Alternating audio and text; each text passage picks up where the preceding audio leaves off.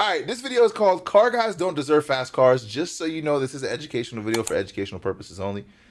Yeah. Let's go. The craziest part of male puberty is the canon event where you feel like you absolutely need to own a car with an obscene amount of horsepower. You might not even know what 300 horsepower feels like. You might not even own a car. You might not even have a license. But for some reason, at some point from age 16 to 20, you feel like a GT3 is slow because it has only 500 horsepower. What? And I hate people that be saying that shit because it's not true. And even if you think it's slow, you're saying it's slow in a straight line. That shit is meant to be in the corners. Anyway, I digress. And that you need an M5 CS tuned to 800 horsepower. And the craziest part about this is that the usual justification— Wait, was that in the video? Nigga said, an M5 CS tuned to 800 horsepower. And the craziest part about this is that the usual justification that you come up with for what kind of horsepower makes a car fast is that whatever number you just came up with in your head just sounds nice. Wait, what? Like you mean the exhaust sounds better with more power? No, some of these kids seriously just think having 800 horsepower just sounds like a nice number of horsepower to have. Well, duh. What the fuck? What's wrong with that? I'm just playing. My first car, technically, my first car was a Lexus SC300. My dad had it and he gave it to me. But the first car I ever bought was a Nissan Maxima. I bought it at the auction for like $2,900, $2,700. Sold it for like $48. Bands, nigga, money, nigga. Sorry. I swear that's an actual response I've heard from people my age and younger. Hi guys, I'm Shmi and you're watching Vincetagram. I've said this before and I'll say it 1,000 times again. 500 horsepower is more than enough for most human beings. Really 400 horsepower with the correct gearing will take you to 200 miles per hour. And 350 horsepower in a light car with a good suspension and a nice power to weight ratio. That is not a 300 horsepower Miata. Come on now. Actually, it could be. Actually, nah, I'm doubting myself now. I don't know, bro. Y'all think that's a 300 horsepower Miata? There's no fucking way. I mean, it makes sense, power to weight, but smoking in a Aventador like that? I don't know, bro. I gotta see that shit. We'll gap the life out of a 600 horsepower car that weighs 4,500 pounds. If you live in South Carolina and took an interest in state politics, you might remember my late uncle, Senator John Scott. The reason I bring this up is because he was well known in the community for liking cars. Unc was a bona fide car guy if I ever knew one. One of my earliest car-related memories was riding his C3 Vet as a toddler. It was a short memory with not much information beyond getting in. Yo, I want to be one of them OGs that just had like cars that he built with his bare fucking hands, and as he was building them, he was eating a rack of ribs. I don't even like ribs, but I don't want to be one of those dudes that be like, motherfucker, like they say it mad hard. I want to be an old country nigga, even though I'm not from the country. I'm either going to be an old ass Nigerian grandpa or an old ass Southern grandpa. I'm gonna choose and I'm gonna start practicing from now. Because I couldn't see above the dashboard. But every time I saw Uncle Lee, small talk turned into deep conversations about cars. We'd always get around to the subject of my Mustang. I was daily driving a Mustang GT at the time. And he'd always be like, man, what you gonna do with that Mustang? And I'd always say something along the lines of, man, I'd love to do a built 302 capable of 8,000 RPMs and hopefully make like 450 horsepower. Or I'd tell him about the latest German car to come out with more than 500 horsepower. And while he always daily drove a German car with whichever had the most reliable drivetrain, which was usually a Mercedes with a naturally aspirated V6. He was how you say Mercedes? I'm the best guy. A staunch classic American car guy. He'd scoff at the idea of a 400 plus horsepower Mustang, and he'd scoff even harder at the newest, fastest German super sedan. He'd be like, man, why all y'all young boys want to go so fast? I'm like, 400 horsepower isn't even fast. There are cars out there with 700 horsepower. Those aren't even the fastest cars out. Dudes are tuning GTRs and stuff to make 2,000 horsepower. He'd be like, I don't even know what the hell a GTR is. Wait, in a street car? Yeah. Unfortunately, he would never live to see the day that I would finally wrap my head around the idea that the average person cannot handle a car with that kind of power. And that is a fucking fact. Y'all niggas can't drive. Not me though. Y'all be safe. At full tilt. Or why someone would even want a slower car. As I got older though, I slowly started to understand. I remember in high school one day, I was geeking out over a 458, and one of my friends who wasn't even really into cars like that tried to tell me, why would you even spend that much money on a car when you could spend $60,000 on a Hellcat and get 700 horsepower? That's all you need. It's a better car for less money. Damn, a Hellcat was really $60,000 when I was a freshman in high school. That was actually a really good value back then. But to a guy like that who really isn't into cars, and I bet he likes Teslas now, it's hard to explain why Ferrari could at least subjectively be the better option, even when you get less power per dollar, especially when you hadn't driven one quite yet. But even then, I understand how a car sounds, how a car— Damn you, dick rider. Who? Oh, because I said you can't drive. You mad? handles, how a car looks, how the effort that went into designing the aerodynamics, how the build quality and the materials used in making the car could justify the price you pay for such an experience. Geraldo, if you're watching this, please tell me you at least understand this concept a little bit more now. Please, bro, because I ain't gonna lie, people be like, I smoke you in my built Civic, which I'm one of those guys too. I really do want to build Civic. I really do. But like, it's two different experiences. I want a Pagani Huayra BC because it's a fucking piece of art on the road. The Honda is just fast, and it probably will make me smile just as much. But I like both. Like, just let me live. Like, let people do what they want to do. By the time I was 21, I was working at an exotic car dealership, and I was getting a lot of seat time in cars I was talking about. M5s, M4s, Hellcats, V8 AMGs, 911 turbos. Ooh, y'all don't even know what this is. What's this? What's this, chat? What's this car? Hurry up. What's this car? Hurry up. What's this car? What's this car? Hurry up. Hurry up. Somebody, what's this car? What's this car? Don't just say Aston Martin. What is it? Aston Martin what? What is it? I see some answers. I see some correct answers. I see some correct answers. You're kind of missing something, but I see some correct answers. It's a V12 Vanquish. ET3s, Maseratis, Lamborghinis, Aston Martins, you name it. I specifically remember the point where I was driving a 911 turbo cab, which made about like 540 horsepower to all wheels. I mustered up the courage to finally see what the gas pedal felt like when it touches the floor behind it, where I actually scared the shit out of myself and finally had that point where I realized that much power, especially combined with that much low-end torque, should honestly not be accessible to the average driver. That day, I literally had to text my Uncle Lee after I got off work and let him know that he was right. That 300 horsepower was definitely enough for most cars. He just hit me back with a quick yep, like he was just expecting me to eventually where I admire sub 300 horsepower cars and same way I admire or even envy people who were content with 100 because they need nothing more. I don't think I'll ever be me. Understand what he was trying to tell me, and all it took was a little bit of seat time. Losing traction is scary that first time you do it. It's a new sensation and you just don't know what to do, and luckily I had the sense to hold the slam it. Oh, well, damn, I'm trying to read what he said. That's scary that first time you do it. It's a new sensation. I don't know who needs to hear this, but slamming on the brakes is the last thing you want to do. If you're already loose, that means less friction, so it's easier for you to lock up and slide uncontrollably. If you're quick to use your brakes, that's why when you see dark marks, that leads towards broken barriers. I ain't gonna lie. So my thing with horsepower is, I like braking traction. I'm a sick person. I like throwing an M4 and rear wheel drive. Yo, Jay, yo, I'm live. Hold on. Are you live? Yes. I'm fucking loud as shit. You live right now? Yes. I've been live for the last 3 hours and 40 minutes. Oh, no. I know. I had the lotion on my desk and had your stream up, but I'm asking because I didn't see y'all wait. separated. Wait. Well, because Gabe is also live and we don't want to step on each other's toes. I'm not. Did you have lotion up with his stream too, or? Jay, Jamal, didn't we not just say that this nigga we were just saying you were beating your shit. I ain't gonna lie. We were just saying that. You're disgusting. And Jamal said you beat your shit with mayonnaise though. Y'all having a fucking... You just gonna ignore that? No, yeah, I'm gonna ignore that because y'all having... So on your stream, y'all was having a conversation about what I can possibly be doing in my office? Y'all never thought for 1 second I might be working? No, you wouldn't do that. You'd be beating You saying I mute my mic and be gone for hours? Beating your shit, straight getting it. Yo, Drake drop, bro. I know. We talked about this earlier before the stream. Yeah. I was just gonna talk to your chat and tell them that you're fake because we already had this conversation. But what were we gonna say? I got a fart. Are you still playing Forza? No. Am I too late for that? How long you been with her? Yes, you're way too late. Stop doing that shit, bro. Yo, this dude, so your chat knows you got an office, right? Yes. Yo, can your chat know that I hate that office? Why? What the fuck? So Jay would tell me, it could be like 6 in the morning, yo, I'm heading to the office now so we can get busy. He don't get there till 6 p.m. We could record like 2 vids and then he got to go back home. I don't like your office. That's not even true. We've been together all day and you just decided to mute up. Hell nah, man. That office is evil. I'm good, bro. All right, I guess. What time you go home tonight? What time you getting off? I don't know. Whenever I feel like it, really. I'm probably gonna be here late. Rich people problems. Yo, Jamal, do me a favor. You got like a vase, like a lamp near you that you can rub? Just real quick, yes or no? No.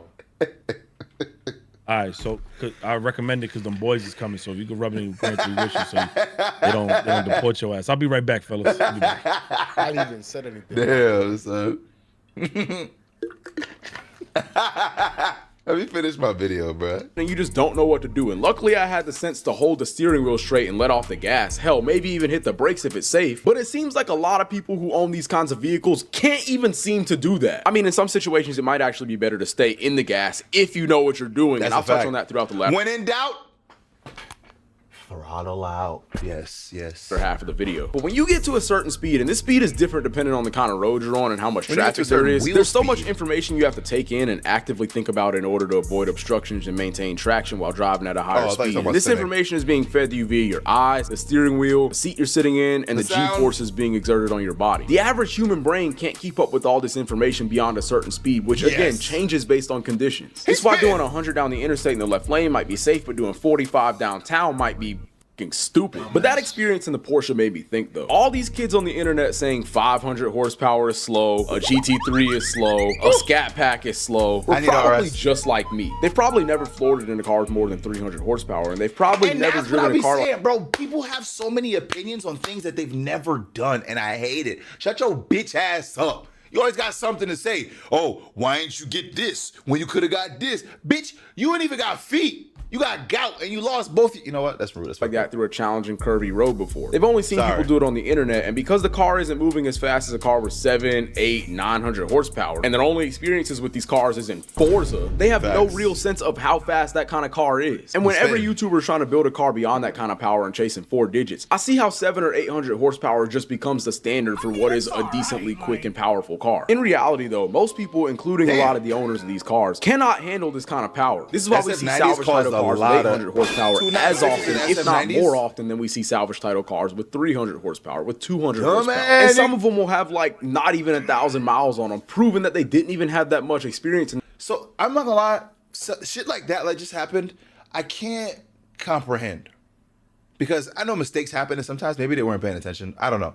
But like, for me, I would just catch the counter steer and keep going. But I'm wondering if there's another like aspect to it. Like, are the tires just really that slick? Like, I know if you want R888s in the rain, it's over for you. But at the same time, if you catch it, are you gonna be saved? Like, I don't know. I'm so on my wise man knows that he does not know everything vibe.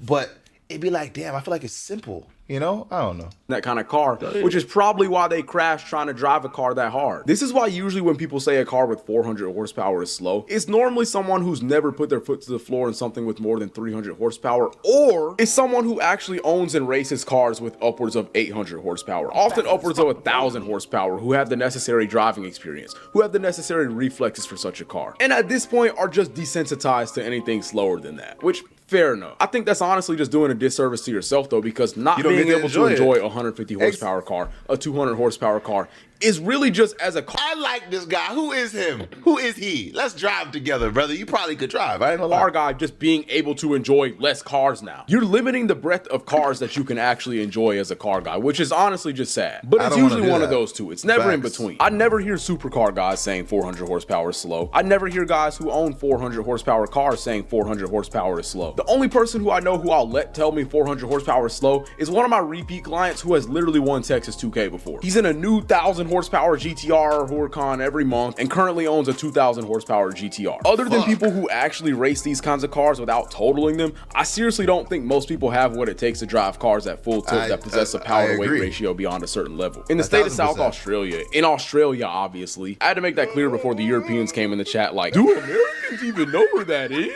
But in South Australia, you have to get a U-Class license that allows you to drive UHPVs or ultra high powered vehicles. This means that if a car exceeds a power to weight ratio of 276 kilowatts or 376 horsepower per metric ton or 2,205 pounds, then you need a U-Class license to drive it. This essentially means you need to at least have the C-Class license, which is the basic license needed to drive a car like our D-Class license here in the States. Then take their online course that includes basic driver education that you should probably be aware of in high performance driving situations in order to obtain a license that allows you to drive a car that can put down a rounded up 0.17 horsepower per pound of weight. Now before y'all get up in arms, it's actually kind of hard to reach this limit. Not as many cars and not as many owners as it may sound like are going to be affected. For reference, if we take a G80 M3 Competition X Drive and divide its 510 horsepower by a slightly obese 3,990 pounds of weight, you still end up with a car that makes just over 0.13 horsepower per pound, which is still below the legal limit for what qualifies as a UHPV in Australia. Let's do another exercise. If we take a Charger that has 707 horsepower and divide that by like 4,500 pounds that it weighs, BBW big back ass car, even though it has 200 more horsepower. You said what? Was that the video? The video has extra audio in the background. 4,500 pounds that it weighs. BBW big back ass car. Even though it has 200 more horsepower, it still falls just below that limit at 0.15 horsepower per pound. Now, if you take something like a C8 Z06, which has similar horsepower to a Hellcat, but is also significantly lighter, and do the math, you're outside of that limit, which means you would have to get the U-Class license. For a C8 Corvette, that's crazy. Good Lord, I gotta take these off. I cannot wear this with my contacts in my eyes as well. I got a headache now. Having driven a C7 Z06 before, which also falls outside of that limit, I absolutely think you need a special license to drive that car. That's one of those cars that's just waiting on you to feel too confident. It wants you to die. I will not drive a C7 Z06 for the foreseeable future, even for free. If you give me one, I'll trade it in for the cleanest E92 M3 I can find. Even when you consider that the Challenger Hellcat weighs a bit less than the Charger Hellcat that just barely fell inside the weight limit but makes the same power, you would then need the U-Class license to drive the Challenger Hellcat but not the Charger Hellcat. So when you consider these numbers and think about cars like a 296 GTB, a Revuelto, a Dodici Cilindri, it's not even a question. Just go get the license. Those are the cars that they were targeting with this kind of legislation anyways. While the Australian government can be criticized about a lot of things when it comes to its citizens' autonomy, this is a rare Australian W. If anything, I think they need to be more stringent. I think they should lower that power to weight ratio to like 0.1 horsepower per pound, which would include cars like M3s, Scat Packs, Mustang GTs, the usual. Man, fuck a Scat Pack. What's a Scat Pack gonna do? A one-wheel peel? Fuck Scat Packs. I'm just joking, by the way. I'm just kidding. Respect all builds. I'm just joking. Suspects. Then make the age requirement like 20. Then make people take a one-day HPDE-esque course that would also include lane discipline on the interstate. Make it through the government, which would probably make it a bit of a headache, but would hopefully get the price of an HPDE course down to below $1,000. And that's something I would honestly happily take to drive high-performance vehicles on the road. I know there's probably going to be a group of commenters that are probably like, you're just mad that young teenagers are driving cooler cars than you and you can't afford it. No, that's not what I said. Because if I see a teenager driving an F-350 dually or a 911 Carrera 4S or something, then hey, more power to you. The difference being it's very hard to lose traction at a high speed in a vehicle that either weighs 6,000 pounds or has less than 400 horsepower and puts the power down to all four wheels. It's also easier to stop in something like a 911 than a Hellcat. Obviously, I'm a car guy. I like driving in a fast, spirited fashion as much as the next guy, maybe even more. But I was 18 with a V8 sports car once. I had friends who were also in that age range with sports cars, and I know how we were driving. We literally had one friend who could not keep a car longer than a year. Not because he was bored with his current car, not because he needed a new car for practical reasons, but because he could not stop totaling cars. And can't relate. None of my friends are like that. Most of these cars were making less than 200 horsepower. The only reason bro has ever gotten a new car is because he totaled the last one. I don't even know how he's still insured. And you think it's a good idea for a guy like that to be legally allowed to buy a car that puts 600 horsepower to the rear wheels? Honda Jazz, shut up. Also, if the cops catch you at a takeover, running from the cops, or you cause an accident that does a significant amount of damage, you should get this license revoked and you have to go back and take the course again. I don't think I quite mentioned how much fun you can actually have in a slow car either. I drove a C8 Corvette Stingray and a Honda S2000 in the same 7-day period recently, and the Honda was leaps and bounds more fun than the C8. Well, because it's manual and it's well, that's pretty much it. Driving a rear-wheel drive car through a corner, and like if you stay in the gas, it compresses your suspension, keeps your suspension stiff, and kind of like just pushes your nose through the corner a little bit. It was to the point where I let up halfway through a winding corner and the nose just dipped out off in the other direction. Relative to the S2K, you don't really get that much of a feeling in the front end of the C8 Stingray. And for a car that's mid-engine and rear-wheel drive, the nose felt kind of soft and you don't get too much feedback from your inputs. At least not as much as the S2K. And the way that he's speaking, I don't know how to break shit down like this. I just be driving, bro. I gotta learn how to do that. But I just be driving. It's dangerous for a first-time sports car owner because if you don't know what your car is doing under stress like that, you won't know what you need to do when you actually need to get a grip and keep yourself out of a barrier. This is the same reason why someone might enjoy a Cayman over a 911 or an Integra over an NSX, and why most people will be better off with the slower but more engaging, more fun option. Not to mention you can actually put your foot to the floor in cars like this and use the car to its full potential on public roads while still being aware of your surroundings. And in doing this in a slower car, you're only pushing the limits of your spatial awareness and your reflexes. You're not going outside of your abilities. And I'm not even trying to be a dictator or anything. I don't even think this will stop anyone who is genuinely skilled and responsible enough to drive these kinds of cars from driving these kinds of cars. If anything, it'll keep the unskilled drivers in cars that are within their means of control. It would encourage car enthusiasts to want to become better, more knowledgeable drivers. And it wouldn't even prevent ownership of cars like M340is, C43s, RT Chargers, and certainly not BRZs, Honda S2000s, or Civic Type Rs for anyone. But I think this will make car meets safer, it will make the interstate safer, and the public perception of car guys who like oh my god, I think that was a 992 Turbo S. I think this will make car meets safer, it will make the interstate safer. No, that is not that is a fucking boxer. My dumb ass. And the public perception of car guys who like to drive in a spirited fashion would be a more respectable one. This is probably going to be a short video because it's kind of hard to explain this concept to someone whose only knowledge of big power is from Forza and GTA 5. Not to mention, when you crash in those games, it's not a big deal. Hitting curbs, street signs, and lampposts at 120 are inconsequential. In real life, that kind of incident will slice your car in half. People are going to... Damn, was that an Enzo? 20 are inconsequential. In real life, that kind of incident will slice your... Nigga, is that real? That happened? Why would you put them bullshit ass rims on a Ferrari Enzo? The fuck? This has got to be a replica, but it's not, because look at how accurate the window is. Wow. Car in half. People are going to drive past the incident, see a bunch of shrapnel and plastic shreds on the ground and be like, damn, that used to be a car? I think the main takeaway I want y'all to have is to just respect the vehicle and the amount of power you have. Always. If you're really curious, go find a road that cuts through a field in the middle of nowhere, or find an empty parking lot and learn what losing traction feels like. It's a weird feeling the first time. You're not going to know what to do. Maybe take a friend who actually is experienced in like drifting and doing burnouts and stuff like that. But the more you lose traction in a low risk environment, the more comfortable you'll be when your car breaks loose. The more in control you'll feel when it happens, the more you'll be able to feel. Now, this level I'm scared of. I in my M4, I don't know about this. The S14, you know that. You know. But the M4, I'm scared. And because it's an automatic, it's so unpredictable. And it's scary. All right?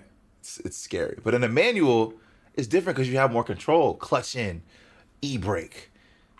You know, about to happen and prevent it. Non-automotive media and driver safety courses like to call losing traction losing control. But in reality, it's just losing traction. Control is a state of mind. If you have enough experience from losing traction in that low-risk environment, when you lose traction in a high-risk environment, you'll know what to do and how to properly control your vehicle to maintain safety. This is how we see guys like Shafe can do things in other people's cars and not wreck them. This is how Formula Drift exists. This is how in more conventional motorsports formats, people lose traction all the time, yet they don't spin out. Even in regular driving conditions, it'll just help you out more. Few things piss me off more than people who drive super slow with their hazards on when it's pissing down rain. Like, motherfucker, turn your wipers on and drive. Your brake lights... No, because sometimes you can't see. Let them do their thing, bro. And then some people have ball tires, they can hydroplane. Let them are designed to be visible through the rain. If you have all-season tires, they're literally designed for conditions like this. Everyone's so scared of losing traction, but if you know what losing traction feels like before you end up in a situation like this, it shouldn't be an issue. I drive like I would on a dry day when it's pissing down rain. Not a good idea, because you can also understeer, and understeer is scary as fuck.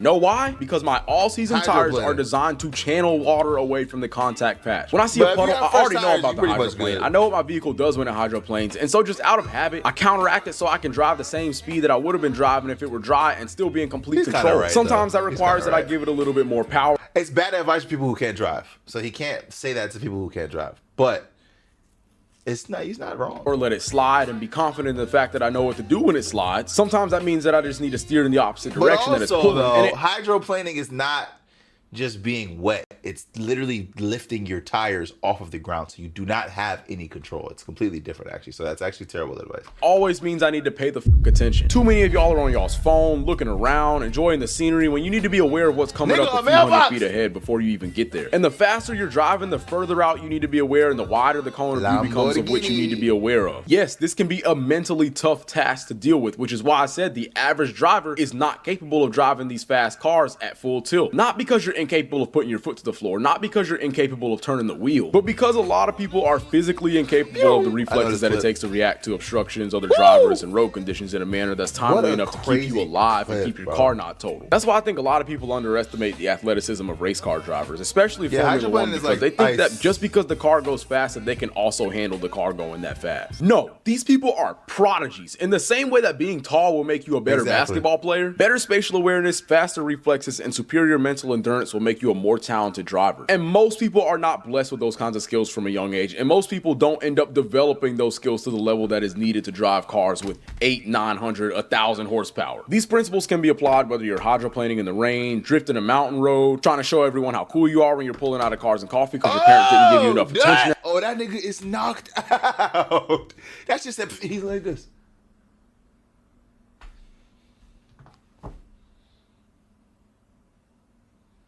That shit almost made me fall asleep. Holy shit. as a child, all that. The thing is, it becomes clearer and clearer that not everyone has what it takes to control a vehicle in these kinds of situations. And the younger you are, the less likely you are to have that experience. Oh my like God, I said earlier, I think we could all just bear to respect how much power our 4,000-pound death machines have a little bit more, and understand the fact that the gas pedal is not just a button that makes you move forward in a straight line in a controlled fashion. The craziest part of me. Alright, don't restart this goddamn video. That was. What y'all think, chat? What's the rating of that video? Good video? Good video? Good video? Good video? When suspects try to flirt with police, did I open that? Hold on, cause I'm about to. Damn, son, where'd you find this? Yep, love you, cool kid. Weary face emoji. Love you too. Why that face? Shout out to I'm Batman for the 3 minutes. Appreciate you. This video